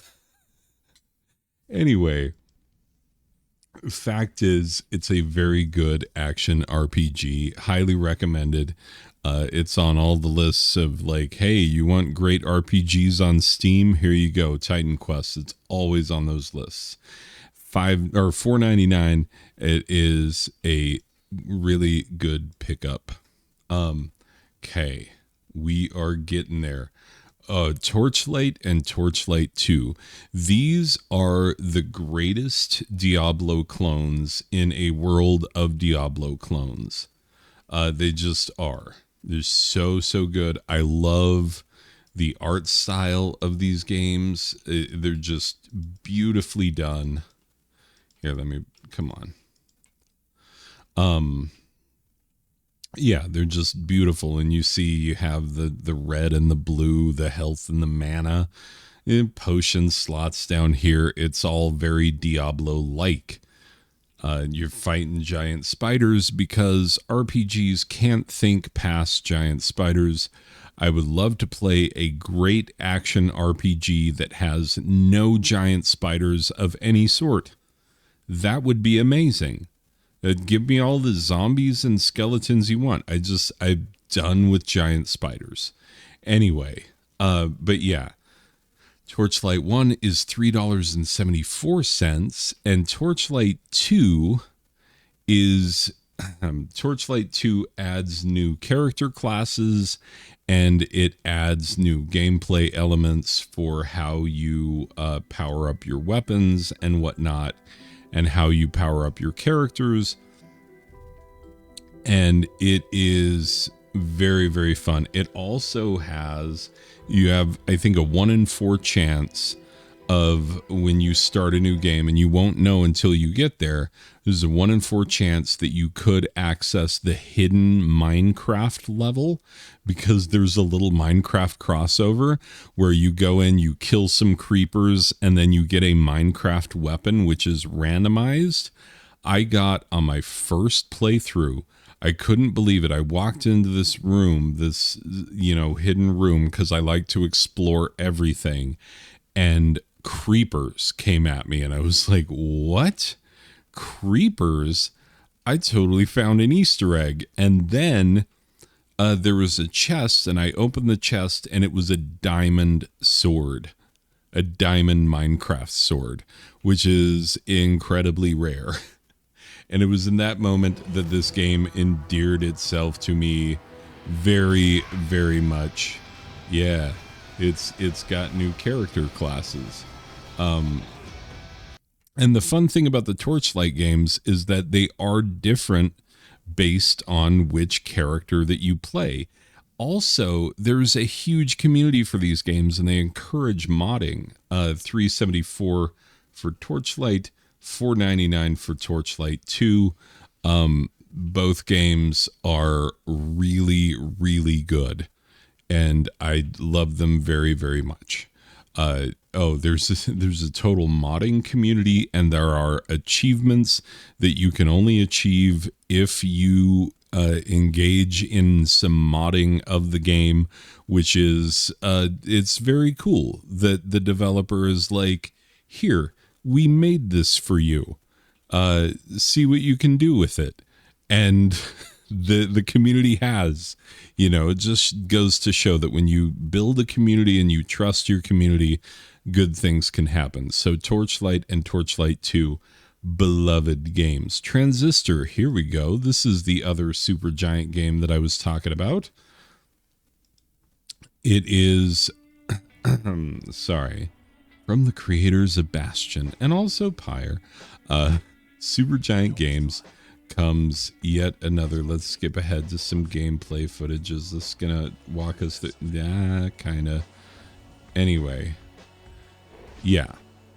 So it is action RPG with some really interesting world building, because what motorcycle, because what sword made out of electricity and stuff, and also what time frame is this set in? It's kind of an interesting mishmash of different things, and it has a very unique feel. Came out in 2014. Anyway, it is $3.99, and you gotta love those Super Giant games. Oh, that's right, Hades also, and Pyre and Bastion. So like I said, they only make good things. Hades is $14.99, I think. Yeah, or $12.49, so it's more than $10, so it didn't make my lists because it's too expensive. But Transistor is right under the limit. Trine. We love Trine. I told you when I mentioned 9 Parchments that Trine is this game where you're switching back and forth between 3 different characters, each of which have their own unique abilities, and they help you solve puzzles as you move through the world. Solve puzzles, defeat enemies, make your way through. And it's a really, really interesting balance of various gameplay types, and it really asks you to sort of master all 3, because you cannot make it through these games with just the one gameplay style. And the farther you get into the game, the more answers there are to the puzzles, different ways that you can approach a puzzle in order to make your way through the world. And you can also play this cooperatively so that each of you is controlling one of the 3 characters, and then you can have all the fun of, helping guide each other through the game. It's a very unique gameplay experience. If you've never played Trine, I highly, highly suggest it. It's a very, very great series. There are 4 of these. This one is $3.74. Let's just type in Trine and see what the other ones are trending at, because I don't know. Oh, Trine 2 is also under $5. It's $4.99. Trine 3 549. Trine 4, 749. Trine 5, did that come out yet? Oh, coming soon. I was going to say, did I miss an entire Trine game? No, I did not, but it's coming soon. So look for that because, yeah, people literally cannot get enough of the Trine games because they are so great at building interesting puzzles that you really need all of these different character types to make your way through. Turnip Boy commits tax evasion. My daughter is a big fan of this game. It is obviously very silly. And, you know, yeah, here you go. Turnip Boy. Train ride with new content from Turnip Boy. Yeah. So this is very, very similar if you have played The Binding of Isaac. It has some similar feels in a lot of ways.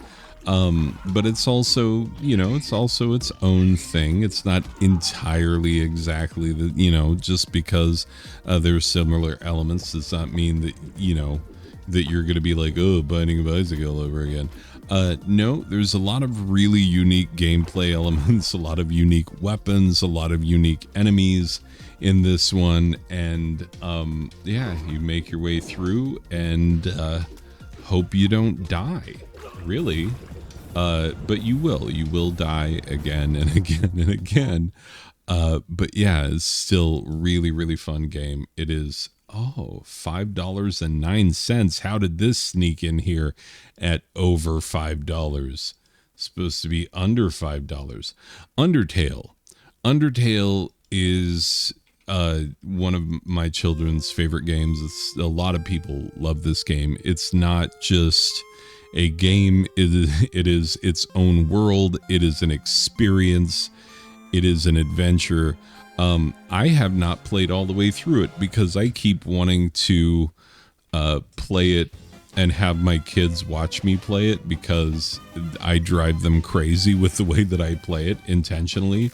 But yeah, no, I want to play this with my kids because of how much they love it. I kind of want to experience it with them. So maybe this summer we'll see.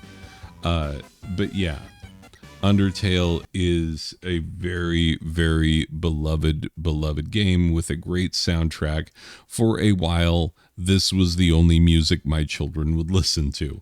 It is $2.99. We are almost there, people. Unepic. Unepic puts a normal, regular person into a fantasy world. Yeah, and you go to the bathroom. Guys, let's take a break. I have to pee. So playing D&D, if the light goes out when you're playing D&D and you have to pee, then get ready for the unexpected because you're gonna wake up. Stone walls, columns, darkness. You should know. An unknown castle. Yeah, he all of a sudden shows up in this castle, and so he's just a regular dude who's got to find his way through, and that's what makes the game fun and interesting. There's a ton of items. This is one that was actually gifted to me by my brother-in-law. He was absolutely positive that I would love this one. It's a really good game. $3.89. Okay, pulling into the station. Victor Varan. Okay, there is an entire series of games of a guy standing like this with this type of hat pulled low over his eyes. I'm talking about Grim Dawn. I'm talking about The Incredible Adventures of Van Helsing and its sequel. And of course, Victor Varan. And they're all like, were they all made by the same people? I don't know. Is it all the same game engine? I have no idea. Because all of those games are incredibly similar, but they're all really good as well. Oh, giant spiders. Absolutely. Yeah, anyway. So this is an action RPG in which you hack, slash, and shoot your way through this fantasy world of all kinds of crazy monsters that are trying to take over, and you and your squad of heroes are trying to keep them from doing exactly that. So it's you know, Diablo-esque, very much like the other games that I mentioned, Van Helsing, Grim Dawn. They're all, you know, Diablo-esque, Dungeon Siege-esque, but also quite good. Very well designed, very good action RPGs in their own rights. So Victor Vran is $4.99, and it's a really good game, even though it is part of this trend of like this guy with his hat pulled low over his eye. I'll show you what I mean. Look at this. Van Helsing, right? Hat pulled low over his eyes. Hat pulled low over his eyes, right? Okay. Grim Dawn. Same dude, right? I'm not crazy. You're crazy. Anyway, it's a good game, though. $4.99 for the Victor Vran. And last, and certainly not least, X-Morph Defense. I gifted this one to my son not that long ago, and he has played a lot of it. This is a really interesting tower defense game, and I don't normally like tower defense games, but this one allows you to both set up your towers for defense and then also take your own role in your own little ship and go and fight enemies to try and alleviate the strain on your towers. And so it's this really unique mix of shooter that you are taking part in, and then also tower defense. So you get both kind of a twin sticky bullet hell-ish type of shooter and also tower defense all rolled up into one neat package, and it is $3.99. Anyway, ladies and gentlemen, if you made it all the way through to the end, pat yourself on the back. You get a cold beverage. I don't know, get a massage. I don't know what you need. Like, you just ran a marathon pretty much. But anyway, those are the games that I recommend at the $5 and under level. The other videos will not be anywhere near this long, so keep an eye out for them. They will be coming shortly. Thanks for being here for this one. I will see you in the next one. Okay, bye.